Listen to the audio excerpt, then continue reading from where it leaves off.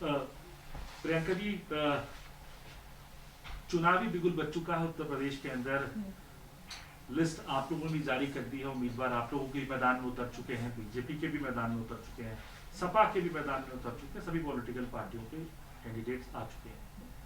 आप लोगों की क्या पहली प्रतिक्रिया, आपको क्या सेंस मिल रही है आज उत्तर प्रदेश से?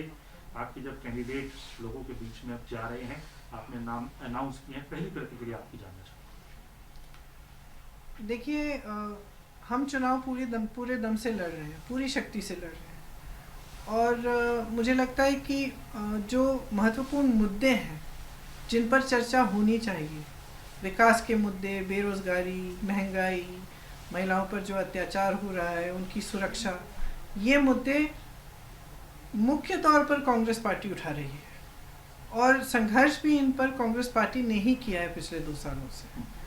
तो मैं समझती हूँ कि जिस तरह से जो जनता की आवाज़ है वो कांग्रेस उठा रही है, बार बार लगातार उठा रही है, संघर्ष कर रही है, और आशा है कि नतीजा अच्छा होगा।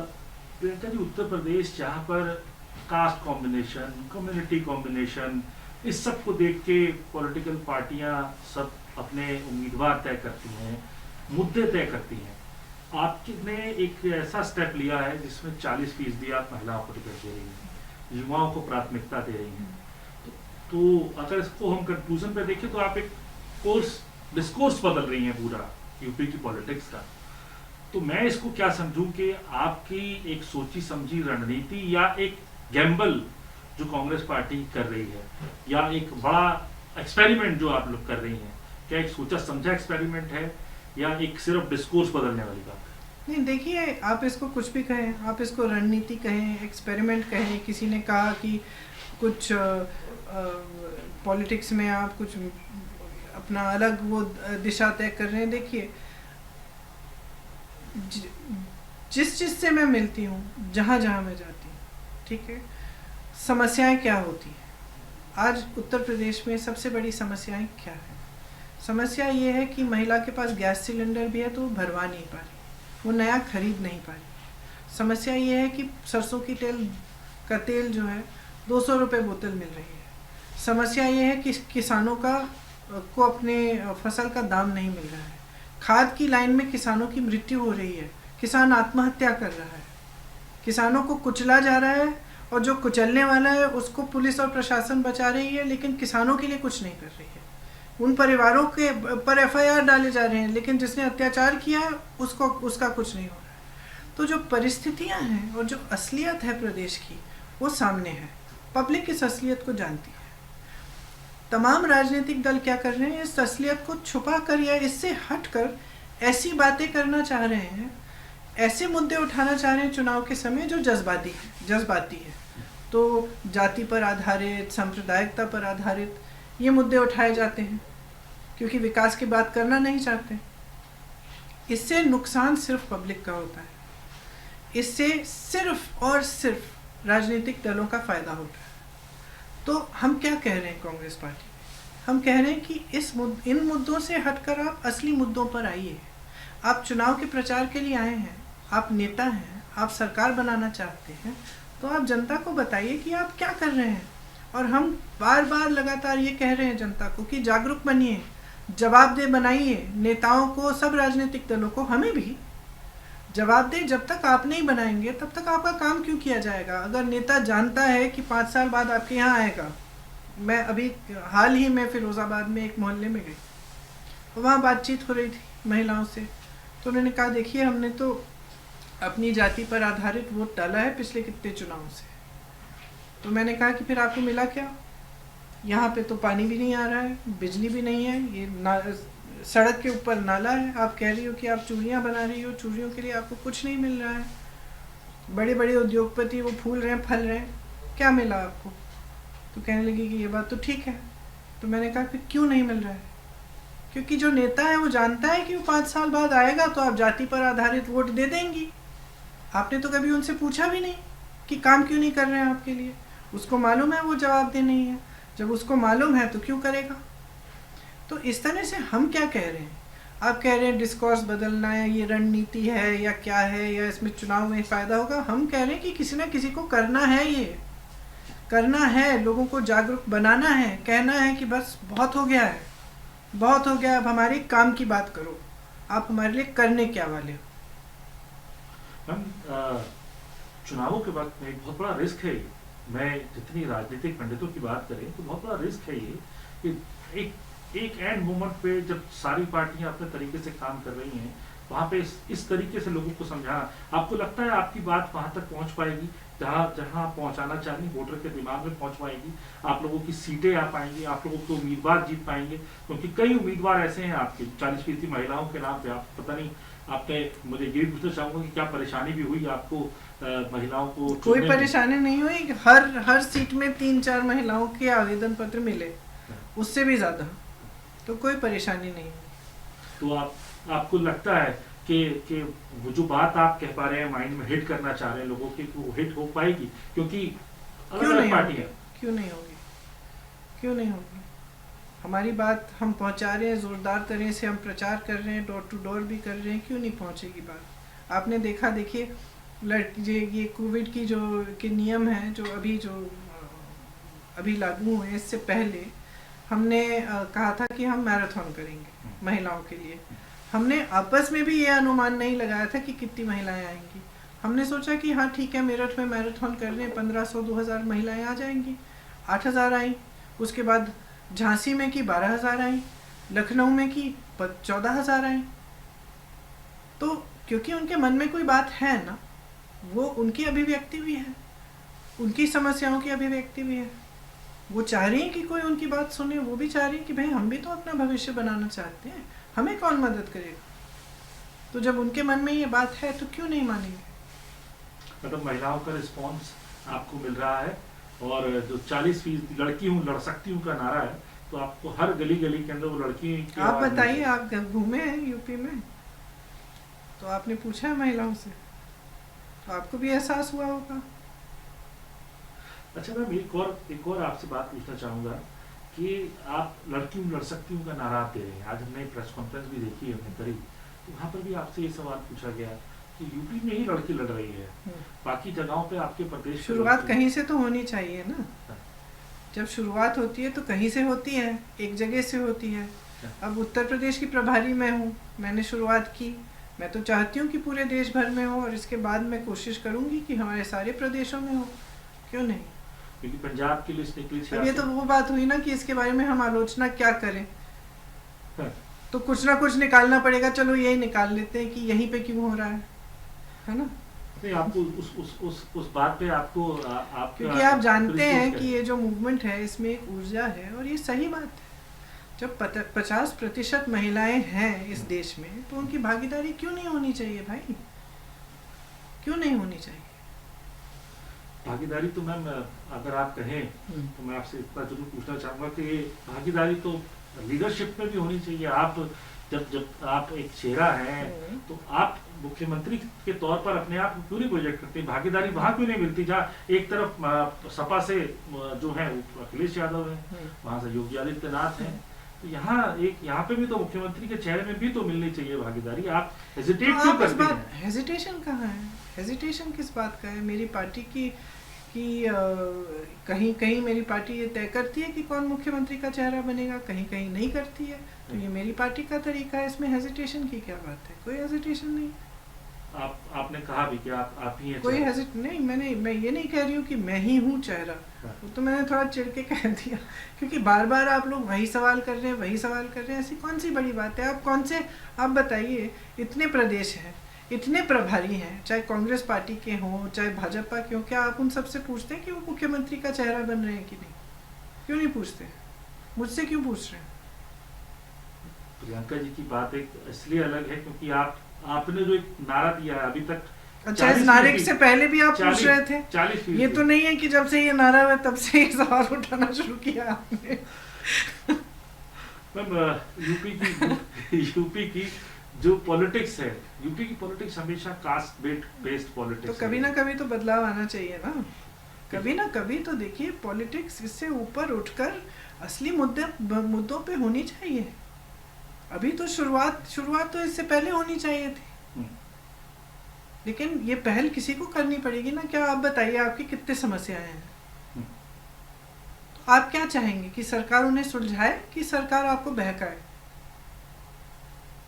ठीक। तो कभी ना कभी तो ये होना ही है ना, तो किसी को ये पहल करनी है कि बहुत हो गया है, अब विकास की बात करो। तमाम नौजवान बेरोजगार पड़े हुए हैं, उनके लिए क्या किया है सरकार ने? चुनाव आता है, कह देते हैं कि 25 लाख नौकरियां देंगे, आपको रोजगार देंगे। कभी समझाया कि कहाँ से आएंगे? हमने क्या कहा? हमने कहा हम 20 लाख नौकरियां रोजगार दिलवाएंगे। हमने ऐसे हवा में नहीं कहा है, हमने एक ये पूरा घोषणा पत्र निकाला है। किस लिए निकाला है? हम भी बैठ सकते थे, कह सकते थे कि हम कह रहे हैं कि भाई हो जाएगा हो जाएगा, लेकिन इसमें हमने क्या क्या लिखा है? इसमें हमने जितनी भी युवाओं की समस्याएं हैं उनके समाधान के लिए एक खाका बनाया है। क्यों? क्योंकि हम सीरियस हैं। हम चुनाव के समय ये सब घोषणाएं नहीं कर रहे हैं।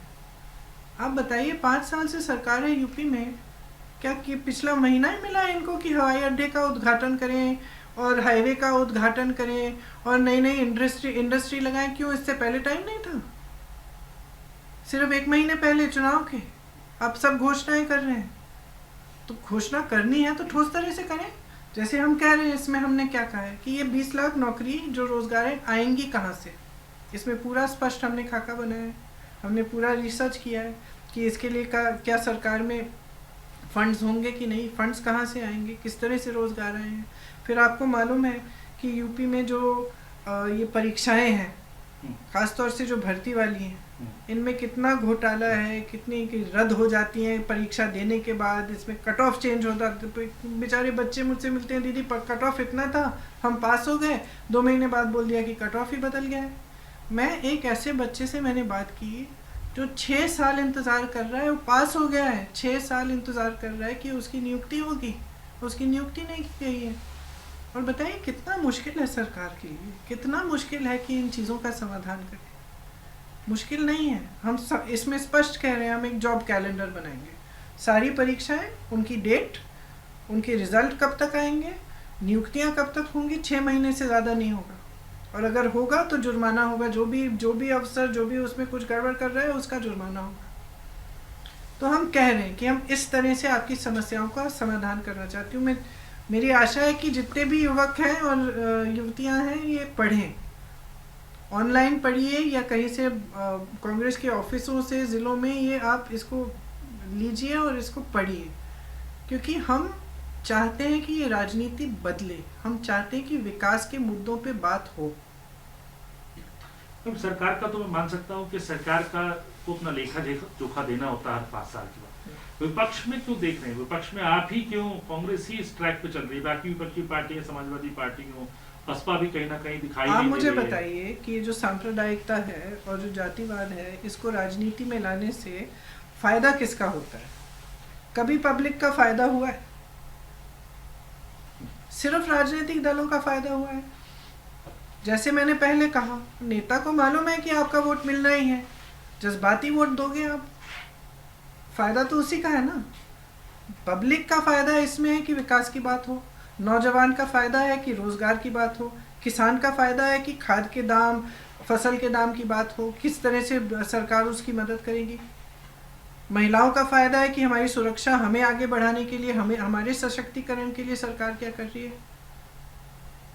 तो मैं तो बार बार यही कह रही हूँ कि जो राजनीतिक दल इस तरह की पॉलिटिक्स करते हैं वो सिर्फ अपना स्वार्थ साध रहे हैं और क्या कर रहे हैं। But when if we go by the Uttar Pradesh government and the BJP, their agenda is clear कि they are what they are doing. मंदिर, अब आप बताइए, they are saying it's 80% versus 20%. 20%. The truth is, it is 99% versus 1%. The truth is that in this country today and in Uttar Pradesh also, there are just a few friends of the government, big businesses which are benefiting, which are profiting. Everybody else is in great pain. Why are we not talking about the percentage of unemployed people in Uttar Pradesh? Why are we not talking about the percentage of the budget that the government is spending on education? Why are we not asking why has the government reduced this budget? Why in the time of COVID has your health budget not increased? What are you going to do for the people of Uttar Pradesh? Why are these not the questions we are addressing? Why are we addressing questions which actually have nothing to do with the progress of the state? Well, coming into the position unity, in 2017, SP and Congress party contested together. The result was known to everyone. In 2019, BSP and Samajwadi Party, they contested together. Congress contested separately.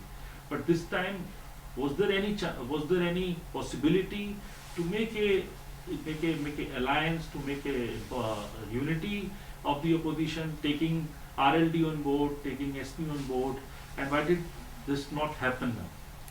I had made very clear more than 6-8 months back that we were open to any sort of discussion. However, none of these discussions have actually materialized, and we've all found now that we are all fighting on our own. In a way, it is good for my party, and I'm happy that we are on this track, because it will give my party the opportunity to rebuild itself in the state. And I think it had been too long that we had not fought too many seats in UP. And when a party is fighting only 100 seats or 200 seats out of 400, it's obvious that in the seats that it doesn't fight, it becomes weaker and weaker. And that is what has happened with our party over 3 decades. So I think for us it was very, very important to fight on our own and to strengthen our own party as well. Well, on this point also, Rahul ji had said in the press conference that regional parties cannot give a vision. Only Congress party can give a vision. And now you are fighting all alone in Uttar Pradesh. So do we expect that in the coming days, the Ekla Chalo policy will be endorsed by the Congress party just to strengthen your party? Because whenever you cut yourself, you limit yourself to some seats, then the local units, the local party, and your local units gets demoralized, or you can say they defunct, they become defunct. See, I can speak for Uttar Pradesh, and as you said yourself, we have experimented with alliances in the past in Uttar Pradesh. We had an alliance in 2017 with the Samajwadi Party. Before that, we had alliances with the BSP. So, in Uttar Pradesh, this is the path we have chosen. I cannot speak for the other states or whether the Congress party is going to choose this path in all the states. I don't think so. I think it will have a dynamic policy about this, and it will take the decision according to what the circumstances in those particular states are. And ma'am, how tough is for your Congress party to make people understand that you are there in the fight? Because when we go to the vote percentage of 2019, it's 6 to 7%. When we go to 2017, it's almost 6%. And same as in 2014, and in 2019 there were 11% votes of Congress, vote share of the Congress party, and seats were almost 28 when you fought alone. And in 2019 there were more than 20 member of parliament. 2009, more than 20 member of parliaments from the Congress party. It happened for more than 2 decades. After more than 2 decades. So what do we expect? How will you prove this thing to the people and to the people of Uttar Pradesh that you are there, and you are in the contest? Well, I am there, and they are seeing me there. They are seeing our party stand up for their issues continuously. They are seeing in the last 2 years that no other party has stood up for their issues the way the Congress party has. 18,700 of our workers have been imprisoned or put under house arrest in the last 1.5 years. This has not happened to any other party. So it is very clear that we are fighting. It is very clear that we are fighting for issues that concern people, and we will continue to do so. Ma'am, I personally feel that it will be immature to ask you about the number of seats. But what will be the scenario? What will be the Congress party's position in these elections? What we expect? Because after the 1952 elections, in whichever state the Congress party has gone down to 3rd position, has never come up on the position number 1. So how tough it is. And sorry, can you repeat that? After the 1952 elections, in whichever state Congress party has gone down to 3rd number place, 3rd or 4th, has never come out on the number 1. अच्छा, you mean to say once it goes to number Once it 3, goes it has to- never been able to never, come never back been able to Okay. to come back to number one. So how tough it is, and how what should be what will be the position of your party, how you're accessing? See, I can't tell the future. As you said, it would be immature to predict we'll get this many seats, we'll be relevant in this manner or that manner. It's a fight that we are fully committed to. It's not going to end with the 2002 election. We are going to continue to fight for issues that matter. We are going to continue to be the principal party in UP that stands up for issues of the people. As of today, of all the opposition parties to the state government in UP, we are the ones who have raised issues consistently for the last 2 years. It has not happened by any other party. No other party has done so. We'll continue to do so. We'll continue to fight, and we will be relevant. आपने एक और बात भी कही कि post poll alliance के लिए भी आपने दरवाजा खोल रखा है, लेकिन आपका एजेंडा प्रायोरिटी पे रहेगा। वो पोस्ट पोल अलायंस के लिए दरवाजा किस किस पार्टी के लिए खुला हुआ है? ऑब्वियसली में बीजेपी का नाम तो रूल आउट है ही। बीजेपी के लिए एकदम बंद है, सर, और बाकी पार्टियों के लिए खुला है। लेकिन बाकी पार्टियां, सपा जो है वो आप लोगों के लिए अचानक से आक्रामक है। तो समाजवादी पार्टी से अखिलेश यादव तो कहते हैं दिल्ली से एजेंडा नहीं चलेगा। नहीं, देखिए, समाजवादी और भाजपा एक हद तक एक ही बिसात पर खेल रहे हैं, क्योंकि दोनों का फायदा उसी तरह की राजनीति से हो रहा है। कांग्रेस पार्टी कह रही है कि जनता का फायदा होना चाहिए, विकास होना चाहिए, विकास के मुद्दे उठने चाहिए।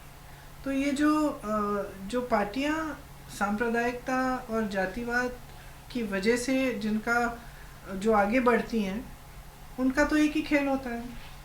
तो दोनों एक दूसरे का फायदा ही करते हैं, और क्या होता है। मतलब आपको दोनों में कोई फर्क नहीं दिखाई दे रहा आज? मुख्य तौर पर नहीं।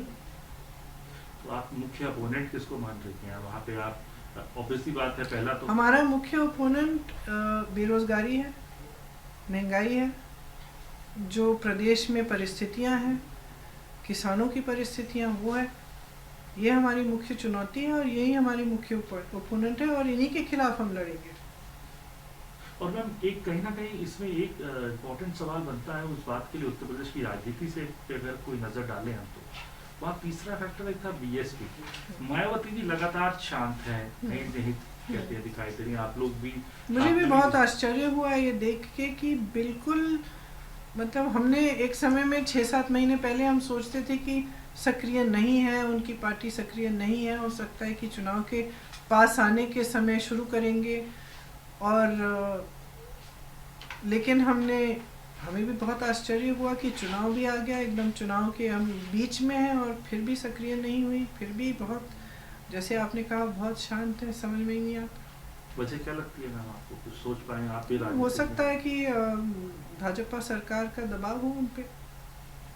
मैम, एक आपके यूथ मैनिफेस्टो आपने अलग से जारी किया, महिलाओं का मैनिफेस्टो अलग से जारी किया, तो एक माई फैक्टर तो उत्तर प्रदेश में और बिहार में हमने सुना कि मुस्लिम यादव माई फैक्टर एक चलता है। वहाँ बीजेपी के लिए अगड़े और अगड़ों की राजनीति, और एक आपका माई फैक्टर दिखाई दे रहा है जिसमें महिला के लिए आप अलग चल रही हैं, यूथ के लिए आप अलग मैनिफेस्टो दे रही हैं। तो ये माई फैक्टर के पीछे की वजह क्या है? क्या ये माना जाए कि उत्तर प्रदेश की इस चुनावी आंधी में जो कांग्रेस पार्टी को एक दिखाई दे रहा है मजबूत खंबा जिसको पकड़ के वो खड़े हो सकती है, तो जिस तरह से आप सवाल करते हैं ना, ऐसे लगता है कि हम पता नहीं कहाँ भटक रहे हैं। अरे हम देखिए, हम लगातार ये कह रहे हैं कि किसी न किसी को ये राजनीति बदलनी पड़ेगी, किसी को खड़ा होना पड़ेगा। और हम कह रहे हैं कि विकास वो खंबा है, विकास वो खंबा है जिसको सब पूरी पब्लिक को पकड़ना चाहिए, हमारी पार्टी को नहीं, पूरी पब्लिक को कहना चाहिए कि देखो हमारे देश की हालत देखो, प्रदेश की हालत देखो, किस तरह से जी रहे हैं हम, सबकी समस्याएं हैं, किस तरह से जी रहे हैं। आप क्या करोगे? या तो ये बताना शुरू करो, या हमें आपकी इस राजनीति से कोई मतलब नहीं है जो आप कर रहे हैं। मैं तो यही कह रही हूँ लगातार। यूथ का मैनिफेस्टो आपने अलग से दिया, क्योंकि मैं थोड़ा सा होमवर्क जो मैंने किया है कि तकरीबन 7 करोड़ महिला वोटर हैं, यूथ की भी आबादी अच्छी खासी है। तो आपके फेवर में, क्योंकि आप ही उनकी, अगर मैं बात करूं तो आप उनकी बात कर रही हैं, आप यूथ मैनिफेस्टो अलग से निकाल रही हैं, इसकी वजह क्या, क्यों आपको लग रही है इसके लिए अलग से उनको विजन देना पड़ा? महिलाओं के लिए आपके लिए एक अलग से विजन डॉक्यूमेंट आपने बनाया, और ये माई फैक्टर आपके लिए काम करेगा क्या? क्योंकि जैसे मैंने कहा, आप तो इसको एक तरह से सिनिकल तरह से देख रहे हैं कि ये राजनीति के लिए हो रहा है, कि ये वोट बैंक है, वो वोट बैंक है। मैं कह रही हूँ कि राजनीति को बदलने का समय आ गया है। मैं कह रही हूँ कि युवा और महिला इस राजनीति को बदल सकते हैं। कैसे बदल सकते हैं? अपना हक मांगकर। युवा का हक है, कोई एहसान नहीं करता उन पे रोजगार देकर, कोई भी पॉलिटिकल पार्टी एहसान नहीं कर रही है। उनका हक है, उनका अधिकार है। अगर एक युवा एक परीक्षा देता है तो उसका अधिकार है, अगर वो नियुक्ति उसकी नहीं हो रही है 6 सालों के लिए, तो आप उसके हक को दबा रहे हैं ना। आपने देखा है कि जब युवा आवाज उठाता है यूपी में तो क्या होता है? आज सुबह ही ऐसा कुछ हुआ। तो जब अपनी आवाज उठाता है, आंदोलन करता है, तो आप उसको पकड़ के उसका पूरा करियर ही खराब कर दिया आपने। उसको जेल में डाल देते हैं, वो बेचारा यूनिवर्सिटी वापस नहीं जा सकता। क्या ये है सरकार? सरकार को तो सेवा करनी चाहिए। सरकार को तो कहना चाहिए कि जितने मौके हम दे सकते हैं आपको रोजगार के लिए, आगे बढ़ने के लिए, बिजनेस बनाने के लिए, सक्षम होने के लिए हम देंगे। ये सरकार का कर्तव्य है और जनता का अधिकार है। नौजवान का अधिकार है, महिला का अधिकार है, सरकार का कर्तव्य है। और सरकार ऐसे बिहेव कर रही है जैसे बहुत बड़ा एहसान कर रही है जनता पे, कि ये घोषणा करना कि हम आपको 25 लाख रोजगार देंगे, ये कोई एहसान है? तो हम तो सिंपल सी बात कह रहे हैं कि आपका हक है, आपका अधिकार है, मांगो, खड़े हो जाओ। मैं बिल्कुल मानती हूँ। 2-3 सवाल आपसे पूछना चाहूँगा। पहला ये कि उत्तर प्रदेश में जो है अभी तो फिलहाल कोरोना की वजह से रैलियों के ऊपर रोक है, आप यहाँ से भी बैठ के संवाद कर रही हैं। अब आप पर्टिकुलर स्टेशन कब होने वाली हैं लखनऊ में, जहाँ से बैठ के आप कंट्रोल रूम को पूरा देख? मैं तो लखनऊ में सितंबर से ही स्टेशन हूँ। हाँ। अभी कोरोना की वजह से कुछ ऐसी परिस्थितियां हैं, और ज़्यादातर चुनाव अब जो पहले 2-3 फेज में हैं वो इधर पश्चिमी यूपी में है।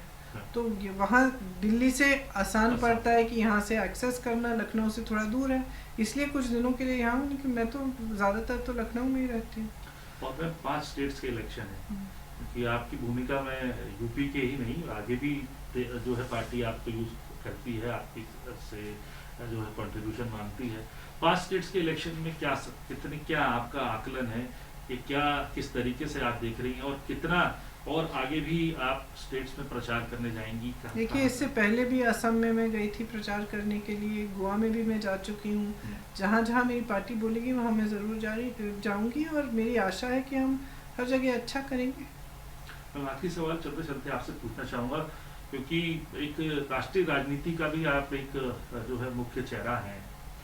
राष्ट्रीय राजनीति में भी आज की जो एक उथल पुथल रही, वो रही वॉर मेमोरियल को लेके, अमर जवान ज्योति को लेके। उसको पहले ये कहा गया कि भाई वहाँ से शिफ्ट किया जाएगा वॉर मेमोरियल में। बाद में सरकार की तरफ से कहीं ना कहीं सफाई आई कि उस ज्योति को वहीं रखा जाएगा, ज्योति को नहीं हटाया जा रहा, बस वहाँ से हटके प्रज्वलित करके उसको वहाँ वॉर मेमोरियल पर करा जा रहा है, और सुभाष चंद्र बोस जी की मूर्ति वहाँ पर लगाई जाएगी। लेकिन उस पर राजनीतिक भी वो बात हो गई, विपक्ष के भी नेताओं ने उसको आड़े हाथों लिया। क्या लगता है कि मैम इस इशू के ऊपर जो है ये एक पॉलिटिकल इशू क्यों बन गया, और सरकार की मंशा आपको कहाँ लगती है इसके पीछे? देखिए, सरकार की मंशा मुझे समझ में नहीं आती। जब किसान त्रस्त है, गन्ना का इतना बकाया है, उसका दुगना आप खर्च कर रहे हो उसी पार्लियामेंट के सुंदरीकरण को, जो 70 साल से बिल्कुल सही है। तो मुझे तो इनकी मंशा समझ में ही नहीं आती कि आप खर्चे इस तरह के कर रहे हैं। प्रधानमंत्री के 2 हवाई जहाज़ हैं, वो 16,000 करोड़ के हैं, और आप किसानों का बकाया नहीं दे पा रहे हैं, और उस पर आप ध्यान ही नहीं दे रहे हैं। अब इनको इन चीज़ों को मुद्दा बनाना, अब ये क्यों अमर जवान ज्योति को इतने सालों बाद बुझाकर कहीं और ले जाना चाह रहे हैं, क्या करना चाह रहे हैं, हमें तो बिल्कुल, मेरे तो समझ से बाहर है। और हमारी जो एक परंपरा है, जो इतने सालों के लिए रही है कि वो ज्योति कभी नहीं बुझेगी, उसका तो सम्मान करना चाहिए।